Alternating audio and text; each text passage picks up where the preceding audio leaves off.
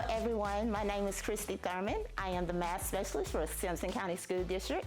I serve grades K through 12. So our first episode of a skill that our students have been talking about, I am going to start off with math. One of the skills that our students do discuss in math class, starting off in middle school and high school, is the Pythagorean theorem. Well, many of you all want to know why the Pythagorean theorem.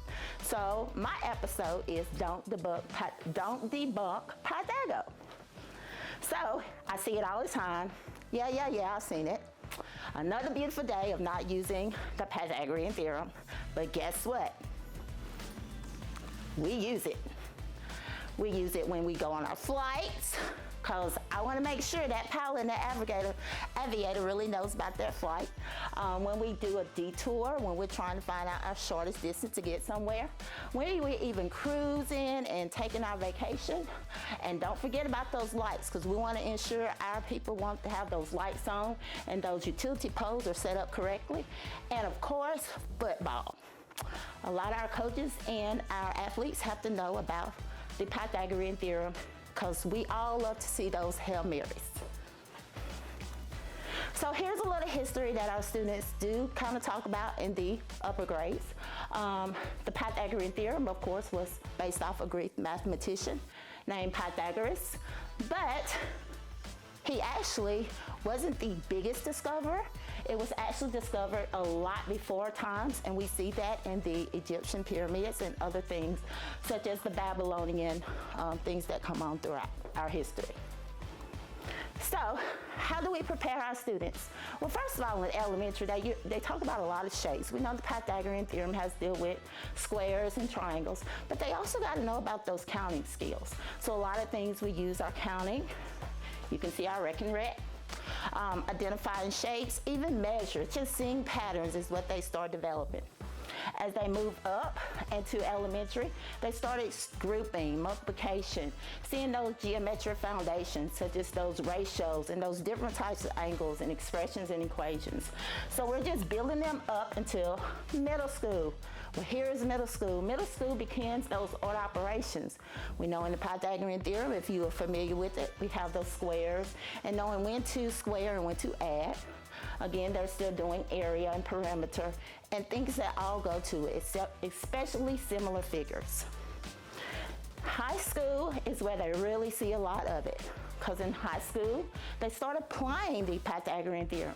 They're starting to get ready for that post-secondary and getting ready for their occupations or what they want to do after school. So as they go through it, they start taking geometry, trigonometry, calculus. A lot of our students feel like they struggle, but again, we start off with that good foundation, and if we be consistent, they are there where they need to. A lot of the application is in our trig. I know you've heard it before, sine, cosine, tan, and a lot of those have to do with that hypotenuse. So as they are going all through the school, let's see if you can try it at home. So here we go. We're going to determine the side you are trying to find. We got A, B, and C. If you are unsure of the Pythagorean theorem, it is A squared plus B squared equals C squared. So see if you can look at this and understand how to find your missing value. Again, they have to do their counting. They have to know about their shapes. They have to know about their order operations. And they also have to know how to use a formula and then apply it to what we need. So again, another day without really using the Pythagorean theorem, we use it. Building and architecture. Navigation. Hey Siri, take me home. Games and sports. You need to unlock your iPhone first. So, try it at home with your child, because we are producing the future, one child at a time. So have your child look around the house for any objects, especially right triangles. Let them measure the lengths of the two shortest sides and the longest side and see if it actually works. Can they square the two shortest sides, add them up, and is it the same as squaring the longest side of that triangle? So, to end my episode for today, I would like you to check this out. I'm pretty sure you all have heard this in the news, but we have two high schoolers from actually close by New Orleans, and they actually proved the Pythagorean theorem using trig. Also, this is a good episode of trying to see how our players and our coaches use the Pythagorean theorem in an NFL.